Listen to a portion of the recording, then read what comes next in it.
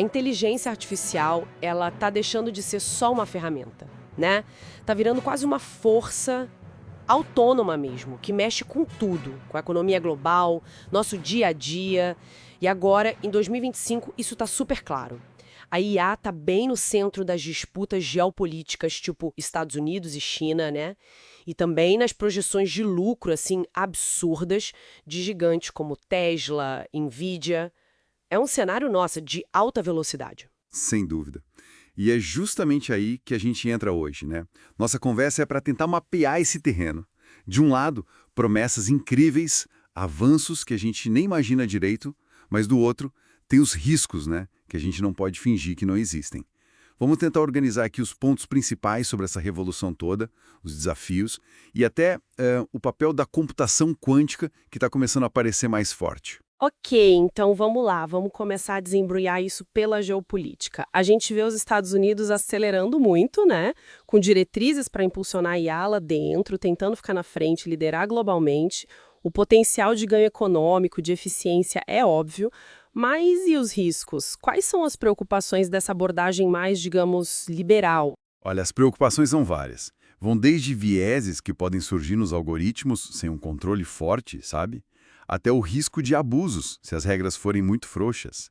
E claro, tem a questão da militarização da IA, que acelera também. Já a China, ela sugere um caminho diferente. A ideia deles é buscar uma regulação mais global, talvez via a ONU, focando em padrões que todo mundo possa usar, e mais cooperação entre os países do sul global. Ah, entendi. Então fica essa tensão, né? Liberdade tecnológica de um lado, controle estatal do outro. Sim, sabe? E aí a gente vê a Europa com o AI Act já tentando um caminho mais concreto de regulação. Eles classificam as IAs por nível de risco, exigem transparência. É o modelo. Interessante. E o impacto nas empresas? Porque aqui a coisa parece ficar realmente gigante. A Tesla, por exemplo. Você ouve falar em bilhões de robôs humanoides, os Optimus, né? Bilhões. Anualmente. Na próxima década. É isso. Mirando um mercado de trilhões. Já tem até parceria com a Samsung para fazer chip específico, o AICs. O que essa ambição toda significa na prática? Bom, por um lado, significa automatizar tarefas que hoje são chatas, repetitivas ou até perigosas. E também novas formas de ajudar as pessoas, assistência e tal. Mas, por outro lado, acende um alerta enorme, né? Sobre a substituição de empregos em massa e uma concentração de riqueza ainda maior nas mãos de poucos. É um paradoxo, então. Total. A Nvidia, por exemplo, aposta que a IA vai criar uma nova leva de empreendedores, sabe? Democratizar o acesso a essas ferramentas poderosas.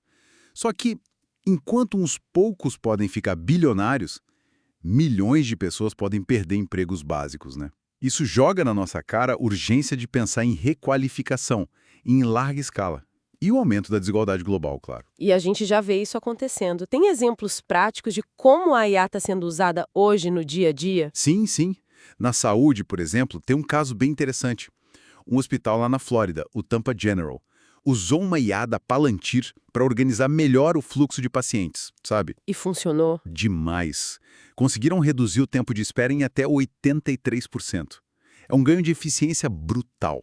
Abrir portas para diagnósticos mais rápidos, medicina personalizada. Nossa, impressionante. Mas aí entram as questões de privacidade, imagino. Com certeza. Privacidade dos dados de saúde é super sensível. E outra coisa, a necessidade de ter sempre um olho humano ali. Supervisão clínica para não deixar passar falhas que podem ser críticas, né? E no mundo das finanças, como fica? Dá para automatizar tudo ou a confiança ainda pesa muito? Olha, o que está se desenhando mais é um modelo híbrido, sabe? Empresas como a OneConnect, por exemplo, defendem usar a IA generativa, aquela que cria conteúdo, análises financeiras, etc., mas sempre com alguém supervisionando, um humano para garantir a confiança. Faz sentido. É, porque o dilema ético do lucro 100% automatizado é complicado, e a falta de regra clara também. Algoritmo operando sozinho no mercado levanta medo de criar bolhas, manipulação ou até excluir gente do sistema financeiro, né? Falando em gente, o impacto social direto parece ser uma das maiores angústias. O próprio Sam Altman, da OpenAI, já deu toque sobre categorias inteiras de emprego que podem sumir. telemarketing, alguns tipos de atendimento. Exato. E tem estudos como um australiano que apontam que talvez 60% das ocupações de classe média possam ser automatizadas. É muita gente. É um baque enorme. Como é que a gente lida com um desafio desse tamanho? É gigantesco.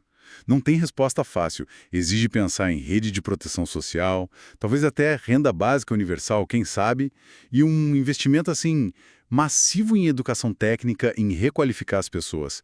E isso se conecta com outra coisa, a desigualdade no acesso à própria tecnologia de IA, e também o custo ambiental disso tudo. Treinar esses modelos gigantes, tipo GPT-4, gasta uma quantidade absurda de água, de energia. Nossa, nem tinha pensado nisso. Pois é, mas felizmente já tem gente trabalhando em modelos mais eficientes. E também na ideia de uma IA verde, usar a própria IA para otimizar o uso de recursos para buscar sustentabilidade. E olhando um pouquinho mais para frente na tecnologia, o que mais vem por aí? Ouve-se falar em IA agente, IA multimodal. O que é isso? Isso. A IA agente ou Agentic AI são sistemas mais autônomos, que não só respondem, mas tomam decisões, aprendem sozinhos, agem no mundo digital ou até físico. E a IA multimodal é aquela que entende e combina diferentes tipos de informação, texto, imagem, som, vídeo, tudo junto. Isso torna a interação muito mais natural, quase como falar com outra pessoa. A projeção é que quase metade das IAs sejam assim em poucos anos. Uau! E a computação quântica, onde ela entra nessa história toda? É tipo um turbo para IA? É um turbo exponencial. A computação quântica usa princípios bem loucos da física quântica, tipo superposição, para processar a informação numa velocidade que a gente nem consegue imaginar direito hoje. Se você aplica isso à IA, dá para treinar modelos super complexos em minutos, resolver problemas de otimização que hoje levam anos. O potencial é revolucionário. Mas deve ter um lado B pesado também. Pesadíssimo. Os riscos são igualmente gigantes. Pensa na capacidade de quebrar toda a criptografia que a gente usa hoje para proteger bancos, comunicações. Um potencial de vigilância total e uma concentração de poder absurda na mão de quem dominar essa tecnologia quântica primeiro. Meu Deus. Então, juntando tudo isso, o que fica claro é essa dualidade imensa da IA, né? Um motor de transformação com potencial enorme para o bem, produtividade, saúde, ciência, mas também com potencial destrutivo, de aumentar a desigualdade, de criar controle. Exatamente essa a questão. É uma faca de dois gumes muito afiada. E por isso os desafios que a gente falou aqui, eles precisam ser encarados agora. É urgente. A gente precisa de regulação que funcione, que pense em equidade, em ética, precisa garantir segurança, sustentabilidade e uma governança global para essa tecnologia, porque ela não respeita fronteiras. E preparar as pessoas também, imagino. Fundamental. Alfabetização digital para todo mundo entender o que está acontecendo. E buscar um equilíbrio, né, entre o que as máquinas podem fazer e o que é essencialmente humano. Para a gente fechar, acho que a reflexão principal é essa. A IA não é só mais uma tecnologia. Ela está virando um mecanismo por trás de muitas decisões que afetam a vida de todo mundo. Então, a pergunta central em 2025 é: quem vai definir os rumos? Quem vai colocar os limites? Para garantir que essa revolução toda sirva de verdade à humanidade. No fundo, a pergunta é: quem está no volante dessa história toda?